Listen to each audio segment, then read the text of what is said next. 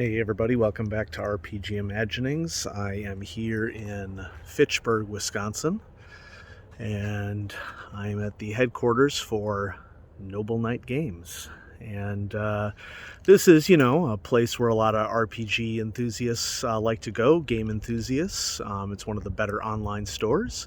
And here's where they have their retail location. And so I'm repping my Call of Cthulhu hoodie, and we'll see if they let me film inside. Fitchburg is just outside of Madison, which is where I got my first degree at the University of Wisconsin-Madison, and so it's like coming home for me. In fact, I'm on my way back to see my parents and my brother and sister-in-law here in Wisconsin, and so yeah, let's see if they let me film inside, and if not, I'll be sure to take pics. All right, everybody, I have permission to film inside Noble Knight Games. I just got a really cool tour of the facility, including the warehouse. I was not allowed to film in the warehouse, and I'm going to film in the retail store with trying not to, film any other human beings. But welcome to Noble Knight Games retail store. Right off the bat, we have sweet diorama with minis. And they told me that this is the original Deities and Demigods painting. Original painting by Errol Otis, 1980. And so this exact work was commissioned by TSR for first edition. And they told me that the owner keeps getting offered weird amounts of money for this and continues to turn down offers. And here's the entrance to the warehouse.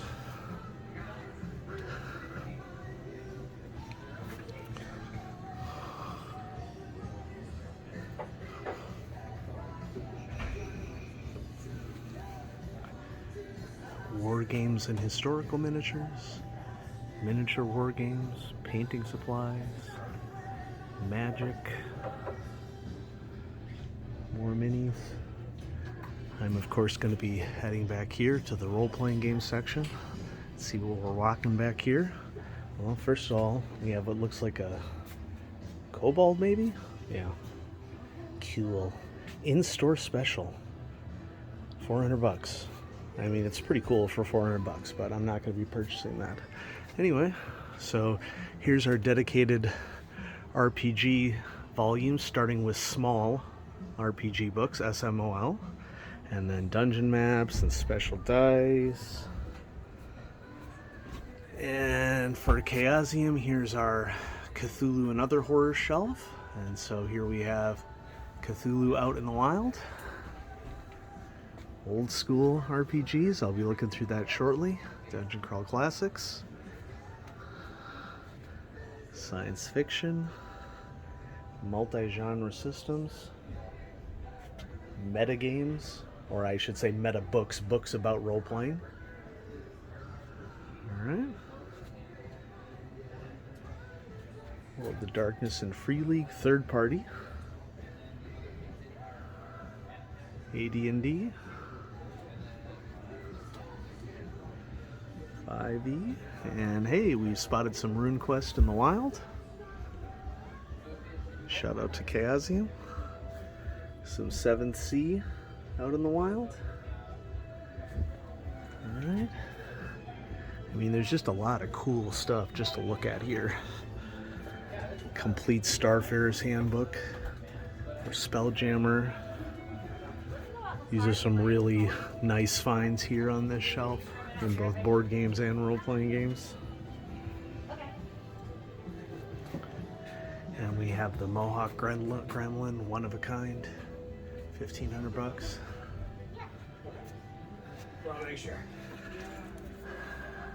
A $450 copy of Orient Express. Seems about right, given that there's difficult to find. Manual of the Plains by Jeff Grubb. Fiend Folio. Love will find you. Okay. Let's go to another section, hopefully where there aren't any humans. There's the board game section. I've been buying from Noble Knight for 15 plus years now. Started with miniatures, family games.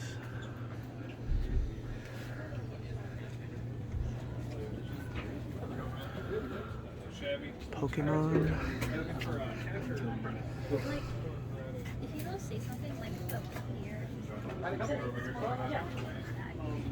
Whoever's on this list plus these two. Here's the gaming area with the snacks. And back here, in addition to the wargaming tables, which I think is pretty darn cool, this is the original Shadowrun logo.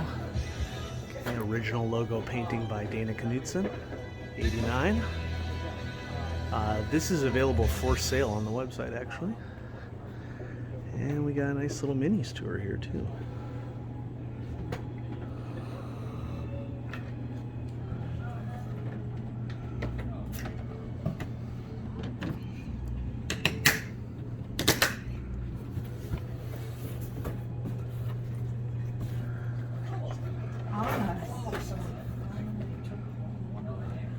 Which one?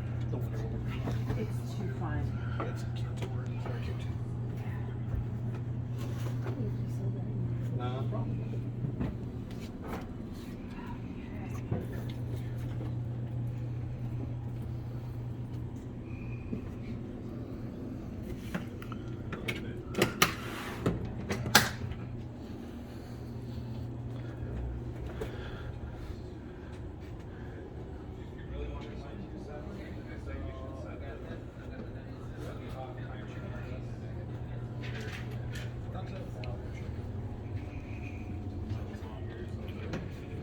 Alright folks, there's a tour of the Noble Knight facility. Hope you enjoyed it.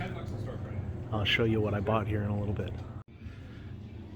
They have really cool oddity dice here. Stuff that I've never seen in the wild before at other game stores. I mean, some of this stuff you'll recognize, but some of it is pretty unique. And they have a section over here that all the dice are color coded.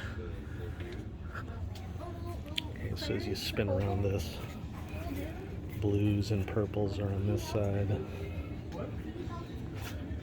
and blues and greens, and yellows and oranges and reds, and whites and grays, and then all sorts of fun game kit over here, including specialized dice. And Lee is running in the back right now to get me some Noble Knight logo dice, which I asked about, and they're not out on the floor, but supposedly he's gonna go find me some, so let's hope he's successful. Dang, okay, well, they were super excited that I was here, and so I'll be getting this video on the channel sometime before the end of the year here. But here's my tote bag of swag that I purchased here, and we'll do a revenge of the unboxing on the swag here when I get back home. And so thanks everybody for watching. Alright, so this is a video. I've returned home from my trip to Wisconsin and Noble Knight, and I'm just going to do an overview of not only my trip to Noble Knight, but also my holiday haul. And it's pretty large, so I'm going to go through one source, I guess, at a time. And so before I went to Noble Knight, I went ahead and pre-ordered for pickup there. And that saved me some money on shipping. So I ordered Operation Cold Iron, which was marked as like very good. But I mean, it basically looks new to me. I think what it is, you know, Noble Knight does a really good job of marking any things, and there are like some minor dings on it, you know, but that's just like shipping related stuff. And so it's a new copy to me. I know that this is going to surprise some of you in the audience, but I do recommend that you read G.I. Joe, the role-playing game. The people who write it are experienced gamers, and there's a lot of cool stuff in the books. And this might surprise you. You may have dismissed G.I. Joe, the role-playing game, but there's some interesting stuff in there. Okay, next, I ordered the chain coffin for DCC. This was, I had a conversation with Matt Constantine recently, asking him what sort of campaigns exist out there for DCC, and he didn't really come up with any campaigns, but this is a setting book for DCC. Specifically, it's sort of an Appalachian setting for DCC. And it's done pretty respectively. The author, Michael Curtis, who has become one of my favorite RPG authors in the short term, he also did the conversion here for Expedition to the Barrier Peaks from Goodman Games. Really put a lot of care and personal experience into it. And so I've been reading through it, and it's pretty darn cool. Expedition to the Barrier Peaks Reincarnated.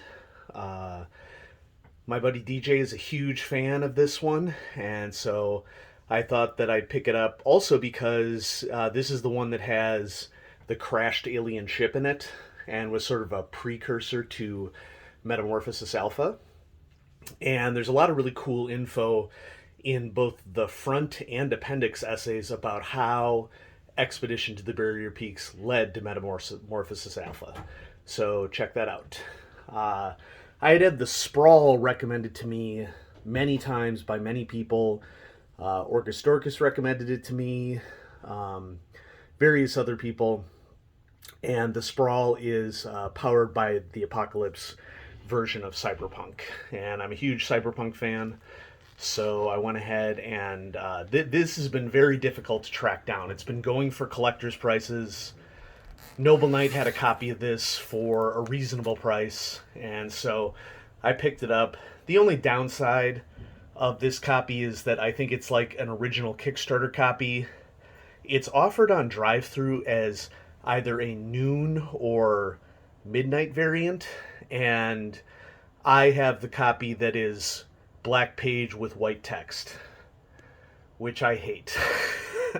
I would very much prefer to have a white page with black text. There's nothing that drives me more nuts than solid black pages. It's probably the only thing that I don't like about the Alien RPG. And, readability is a big deal for me. Because I teach readability. And there's simple things that people can do that, may compromise your aesthetic, but white text on black page is never a good idea from a readability standpoint. So, I'm glad that they came up with a noon variant of it, but, whenever I see a role-playing game that has black page with white text, I cringe. And anyway, I've been looking for a copy of Dungeon World for a long time, and on the shelf at Noble Knight, they had this brand new copy for $10, so sold. Okay, and I'm glad I checked it out because, once again, it's powered by the Apocalypse. Definitely a lot of cool classic, well, it's a mixture of like classic modernized in there is the way that I would summarize it. And it has everything that you love about D&D without any of the excess baggage and crap. So I'm going to look forward to getting into Dungeon World, okay? So this is what I picked up at Noble Knight, okay? Next, this is just a POD order that came in that I ordered recently. I had been perusing an article online. For the life of me, I couldn't quote it for you, but it was an article about the best adventures of all time. And all of what you're about to see were listed on the best adventures of all time. So we have Planescape Dead Gods listed as an awesome module. We have S4, The Lost Caverns of Sojkald, however you pronounce it. That was a double booklet adventure that has the adventure itself and then a whole extra booklet of like magic items and monsters. So it'll be interesting to check that out. We have the Gates of Firestorm Peak, which I picked up because it apparently has a lot of Lovecraftian influences. There's a lot of alien stuff in it. And I do love mixed genre in role-playing games. I'm a big fan of Castle Greyhawk and the reverse dungeon and comedic dungeons, and I mean, this is a quote-unquote serious dungeon, but it has alien elements to it, so I like that. And then C2, Ghost Tower of Inverness. This was a tournament adventure for one of the winter cons, I believe. Winter Con 8, and it was recommended, so I just decided to pick it up. And then, not related to POD, we have Blasphemous Tome number 10, which I just print, full color, and it's all good. So, check out the good friends of Jackson Elias. If you're a patron for them, depending upon your level, you either get PDF, access to cost printing on DriveThruRPG, or they will send you a copy, depending upon your level of patronage. So yeah, we're getting away from the Noble Knight thing now, and now we're getting more into outside holiday acquisitions. I was doing some research, and I don't know how this happened, but I realized that I was confusing riffs with GURPS, and they're totally not the same thing. I didn't recognize that Rifts was like its own multiversal like universe like Torg is. And so in doing research, I found that the Ultimate Edition, has been out for almost 18 years now, I think. And it is still available for a reasonable price, so I picked it up and had it shipped to my parents' house, and it arrived a couple of days after I arrived. And I've been reading through it, as you can see by the bookmark, and I'm liking what I see. I also ordered a couple copies of the World Books. I've been posting on that social media for that as well. While I was with my parents, I did my normal investigation into game and hobby stores that had opened up in my hometown, and I found one online, and it ended up just being like a closet of stacks of comic books and a tiny little shelf that has role-playing games. And this was a situation where the lady was widowed. Her husband had died a couple years ago. She was basically selling off his collection for money. I didn't really see anything that I was too interested in, but knowing that Rifts was something that was interesting to me, I found the most Lovecraftian out of all the Rifter magazines that she had for sale, and I didn't feel comfortable going into her little closet and not purchasing something. And so I purchased this copy of the Rifter magazine, and I leafed through it. It's a lot of like normal stuff that we would find for free on forums nowadays or online nowadays, like update, here's what we're working on. I mean, it is the voice of the author, so that's cool, but it just doesn't have the punch that we would expect from a magazine of role-playing's past. It's basically, the internet has basically outdated it. Now, don't get me wrong, there are a couple adventures in here, okay. But, I got it largely because I didn't feel comfortable not making a purchase in the shop, and so there we go. For the holiday, my parents got me 2 Noble Knight purchases, which they had shipped to their house, and I unwrapped these on Christmas Day, and I had requested the One Ring First Edition box set, and it is complete. Okay, it has both of the books, it has both of the maps, and it has the dice set. Okay, and it was shockingly cheap when I was doing research, and so maybe with the release of One Ring 2E, Noble Knight was trying to get rid of their stock, but hey, I'm the beneficiary, so I'm not complaining. And I'm looking through it, and it's really cool. I mean, it does provide good source material for 2E. Most of the other supplements for One Ring 1E are super expensive. They all go for collector's prices, so I'm grateful to at least be able to get the base mechanics of the game, and then I can, adapt other stuff. And then last but certainly not least, I had been waiting for Archives of the Empire Volume 2 for Warhammer Fantasy RPG, and I was interested in this one because it has info about ogres and a variety of other interesting, still got some gift wrap on it, a variety of some other, interesting aspects to it. So star signs and astrology, magical items, the Great Hospice, which is an adventure location, and Theater of War, information about cinematic battles and open warfare. And so this is a new release from Cubicle 7, and I'm just as you can see, a huge Cubicle 7 fan. So there it is.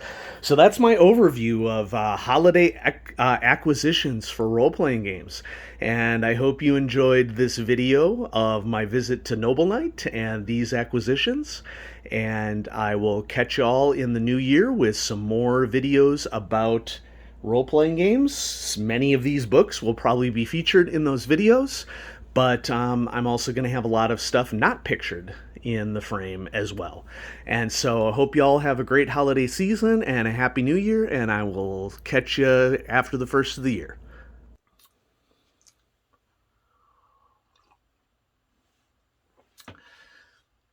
So I was about to post the video, and I realized that I had not actually described what the warehouse tour was for Noble Knight, which I know would be something of interest to many people in the audience.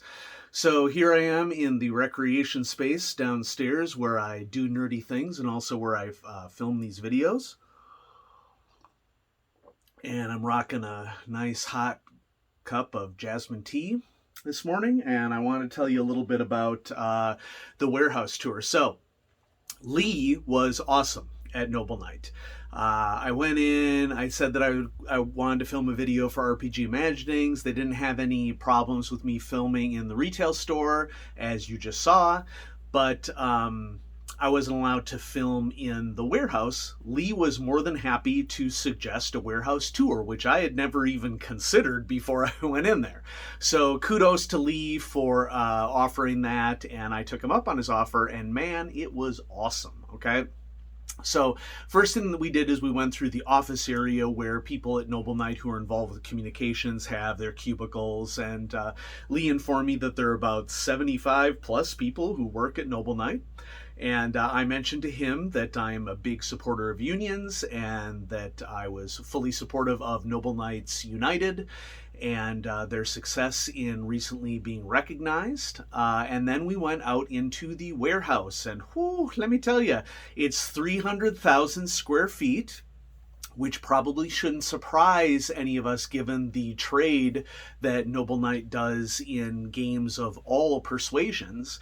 And as a guy who's really into logistics, that's a big part of the reason why I do collectible games, why I do board games, why I'm interested in role-playing games. I like the logistical aspects of role-playing games. As a game master, I know that I have to be careful against using logistics too much in games because that isn't everybody's interest.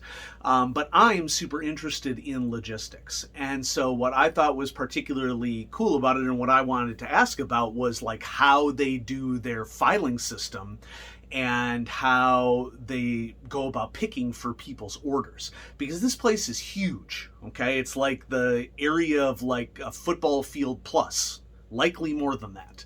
I don't have the calculation off the top of my head. Okay, you figure out how big 300,000 square feet is. It's big.